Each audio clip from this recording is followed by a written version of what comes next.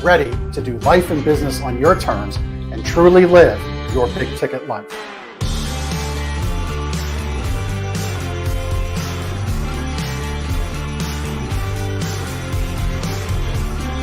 You either make excuses or you choose to level up. What amazing guests living the big ticket life. Woo! Woo! Brandon Brittingham. Appreciate you having me here today, man. It's that kind of discernment, that kind of focus, that kind of forward thinking that's so important if you're going to succeed in business today. Jeff and I are like friends. We're real friends. We are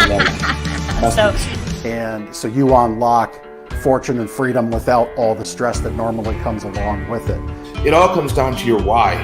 You know, your business, why are you doing it? You know, how is it going to change the world and what's it going to do for your family? I want you to celebrate your success. Talk about the struggle, but I promise you, the story is in your struggle. They'll never be able to say that about me because people only see me working hard in anything that I'm doing whenever they see me. Focused on your success and the success of those around you. But being that constant in your community, good or bad, whether things are great in the community, bad in the community, who's steady? Unapologetically do business and life on your terms and truly live your big ticket life. What amazing guests living the big ticket life. And we discuss how they do it and the big ticket methods they use. The things that make your life successful so you do life and business on your terms. In and of itself, the only limitations that we really have on ourselves is the ones that we allow to be put on ourselves. And most people don't look at it in that perspective. There's nothing wrong with being humble, but there's also nothing wrong with stepping into your superpower and letting people know who you are.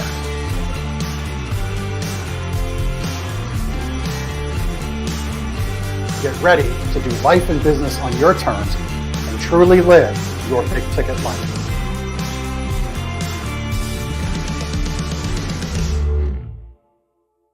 So we're going to jump in, talk about this word ChEvO, right? So we asked the big question, what you're looking for, what that is, and get clarity on it right now. So you have the most impact right now. So it's magnified today, tomorrow, next week, next month, next year, right? But when we talk about ChEvO, what in the world is a ChEvO? No, it's not a ChEvO, that orange, burnt thing your kids eat. ChEvO, right? Chief Everything Officer. And this is somebody that really kind of struggles to live a big ticket life, have a big ticket business that serves them first so they can serve everyone else phenomenally well and live and deliver on the impact they seek to give to this world, right? So ChEvOs kind of are on a spectrum, and you solve it by moving through this spectrum. So, business owners, we all kind of start out as entrepreneurs, right? Like we have this dream, we have this business we want, and we started out, we're involved in everything because that's the way it goes for the most part. And it's cool, but the problem is you're paid last. You're paid last in every regard, with sanity, with extra energy, extra mind share, extra mental awareness. You have a lot of fatigue from it, right? And you're paid last monetarily because you're birthing, creating this business. It's in its early stages. And for a lot of people, that early stage process kind of stays for a long time. They never really move on. That's one of the spectrums of where a Chief Everything Officer, a ChEvO, exists. The other one is an owner, right? So the owner has moved on from entrepreneur. All right, they got some systems, but when they take days away, maybe even a half day, they take a vacation, they have a long weekend, that time away is filled with so much stress and disaster because they get back and they're coming back to like just a raging fire of problems. Maybe the problems follow them on vacation. The phone doesn't stop ringing. The emails keep coming in, but you're an owner, right? So you draw a salary, maybe not as consistently as you like, maybe not as much as you would like. But the reality of an owner's life as a ChEvO is they could go be a manager, a regional guy or gal at their competition and probably make as much. And when the benefits package comes along, they probably make more, right? So really they've got a good business. It pays them, but it's not that next level. To really break the chains of being a ChEvO, really move on, live a big ticket life, So your business, your life, you serve well, you have impact on others, is to shift into that investor seat in your own business. Okay. And an investor, here's the difference. An investor is anything but a ChEvO. All right. An investor gets paid first in the business making profits. They get profits from the business. And you're not needed in the business other than high-level strategies and functions to execute on to help grow the business and lead the business. But we're not talking about you being there to open the door and close the door. We're not talking about you changing the message on the machine. None of that. That's not what an investor does. An investor is only focused on the high-level strategies to grow and operate the business. The team does everything else. And when the investor takes time away, they are away. Now, maybe that's to work on other businesses, like I happen to be right here today, right now. Maybe they take a month-long vacation. They can drop out and drop into that business like that and have no problems in doing so. And they don't live a life of stress. They don't live a life of burden and mental worry where things are falling apart while they're away. All right. So the biggest areas where ChEvO's chief everything officers struggle is with sales behaviors, operations behaviors, customer satisfaction, the business of getting and keeping customers, those behaviors. And then really there's behaviors that just result in burnout, right? So the burnt out ChEvO is really a bad place to be. So our first exercise today, what I would love for you to do is get out a scrap piece of paper. Okay. And what we're going to do is have you take score at home of where your behaviors are. All right. And, you're in the privacy of your office here. So I want you to get a little vulnerable with yourself, but be honest with yourself, right? Because if you can't do that, it's kind of hard to go through life and lead people in an impactful way. But get a little piece of paper out, pen, and you're just going to hash mark style, right? 1, 2, 3, 4, 5, as we go through these different behaviors. So, Chris, let's bring those on the screen. Let's bring the first behaviors of ChEvOs who struggle with sales. All right. So these are behaviors of chief everything officers that just really struggle to shift into that investor seat in their business. Only you can close the big deals. You routinely need to step in to close deals for your team. You hire quickly and you fire slowly. There's no email list that can be counted on. And you feel like you're at the mercy of Google and Facebook. And every time they change something, your business takes a hit. All right. So that is, those are the behavior, some behaviors of ChEvOs who struggle with sales. All right. Additionally, you eat today what you kill today, right? And you only make sales with fresh blood on the floor, in the store, or on the phone. All right. So only when you're in front of somebody are you making money. And that goes back to what I said about getting contact information like emails and cell phones and addresses. Like, you are literally eating today what you kill today. And that's a really bad place to be in. The only dependable income is from somebody ready to buy today. And you feel like you don't know how or when the door will swing or the phone's going to ring. So even if you have a pipeline, even if you have some of these things built, you're not using them, and you've got a dry pipeline, which is the equivalent of having not having a pipeline at all. All right. So we had about eight or so behaviors there where ChEvOs who struggle with sales seem to live and have a ceiling they hit, right? So just mark that down. We'll have you tell us your score here when we're at the end. All right. So behaviors of ChEvOs who struggle with operations of their business, right? So not struggling with these things means you're in the investor seat in regards to operations in your business. So you focus solely on what your industry does, looking only inward at your peers for what to do next. When a problem occurs, only you can fix it, and it's got to be that way. At least that's your current belief. In your home, you're handling some emergency. So like, you never can get away from the business. It always follows you no matter where you go. You hire poorly. You also, if we can move to the next slide, there we go. You have no direction because the business has no mission. It's got no purpose and no values. You struggle to fill that pipeline with contact information. Like it's a problem to ask someone in front of you, whether that's a lead, a prospect, or a customer, for more information. You have no value to give to get that information, which is important.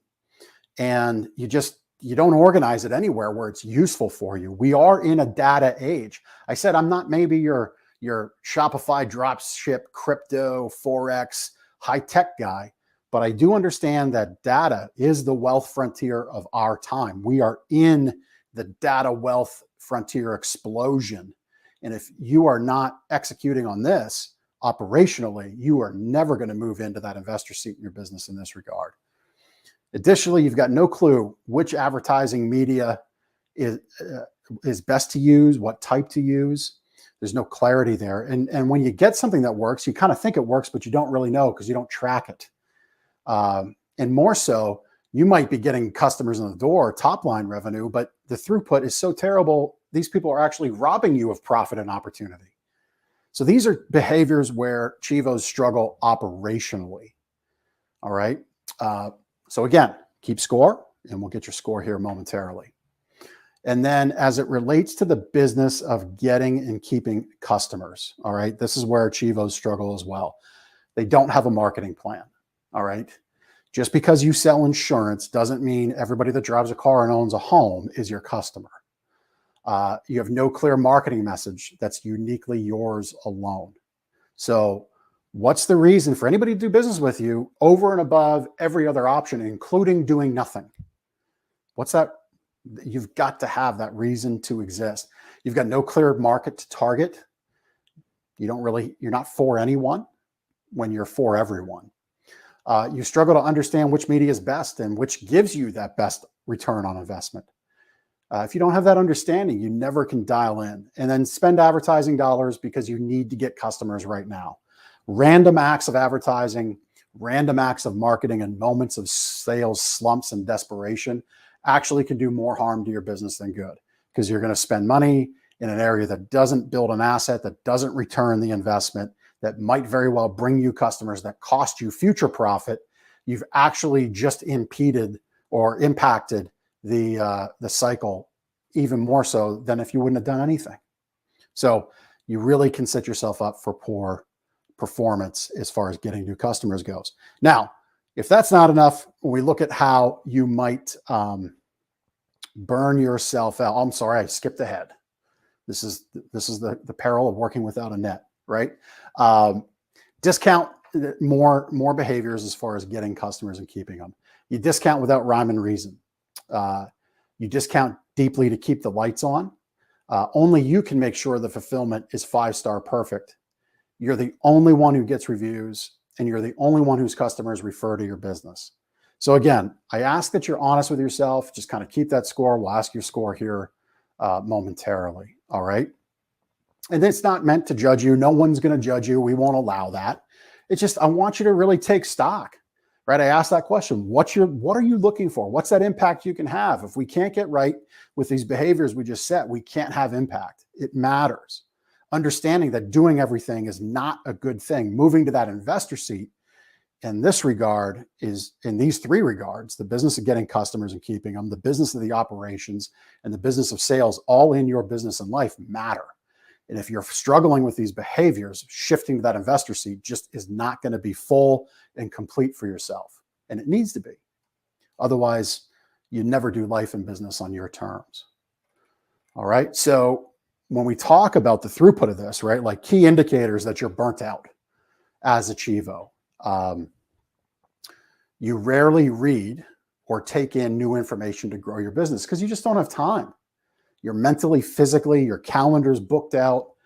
Every time you go to sit down, a new fire comes in with an email alert or a text alert or a phone call, and it just goes by the wayside.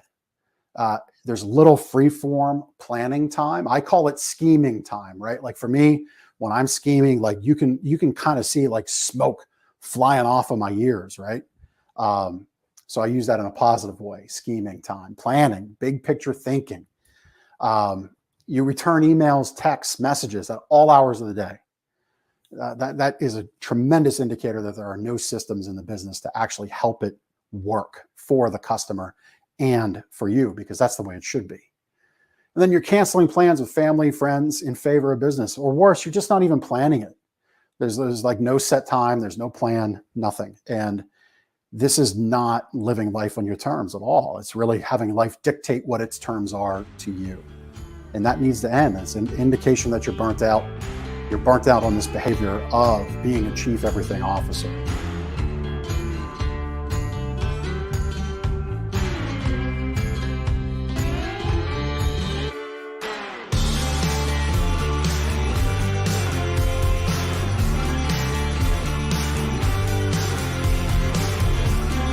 You either make excuses or you choose to level up.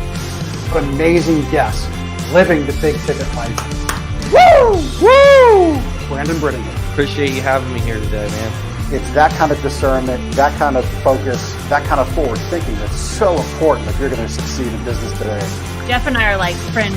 We're real friends. We are like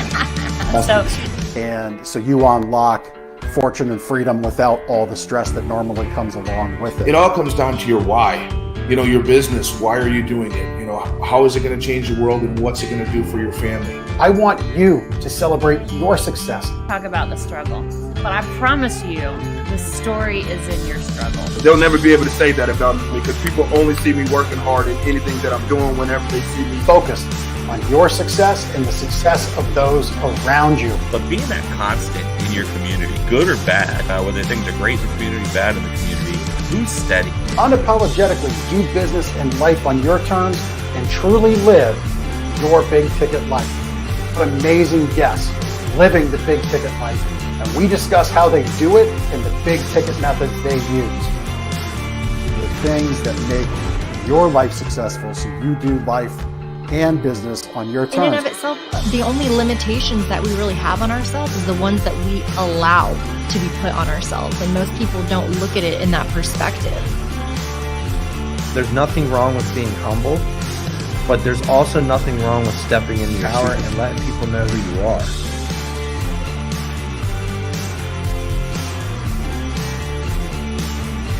Get ready to do life and business on your terms and truly live your big ticket life.